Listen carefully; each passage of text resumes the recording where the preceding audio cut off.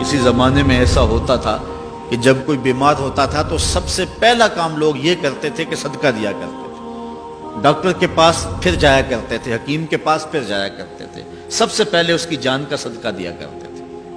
صدقہ قضا کو بدل دیتا ہے، تقدیر کو بدل دیتا ہے۔ صدقہ سے اپنے مریضوں کا علاج کرو۔ اصل ڈاکٹر کے پاس جانا، علاج کروانا سنت ہے، اس کی ممانعت نہیں ہے، لیکن یہ بات ہمیشہ ذہن میں رکھیے گا کہ ڈاکٹر کے پاس دوا ہے، شفا نہیں ہے۔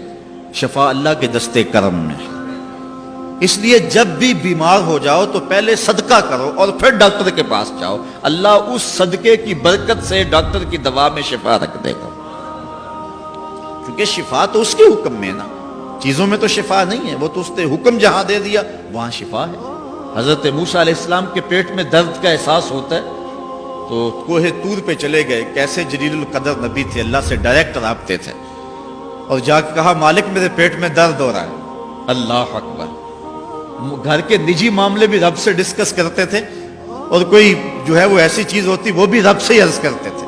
کہا میرے مالک میرے پیٹ میں درد کا احساس ہو رہا ہے، دوائی کی پوری لینی ہے تو وہ بھی جا کے کوہ طور سے رب سے ہی لیتے تھے۔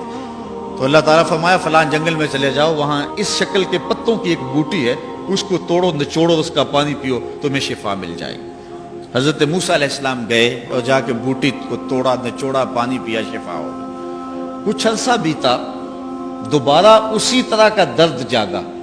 اب نسخہ تو ذہن میں تھا، کوہ طور پہ نہ گئے، اس جنگل میں چلے گئے اور جا کے بوٹی کو توڑا، اس کے پتے نچوڑے، پانی نکالا، پیا، لیکن درد اور زیادہ بڑھ جاتا۔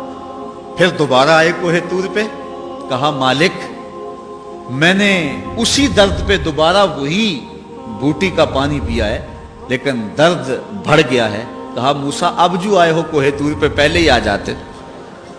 تو عرض کی مالک بوٹی بھی وہی اور درد بھی وہی۔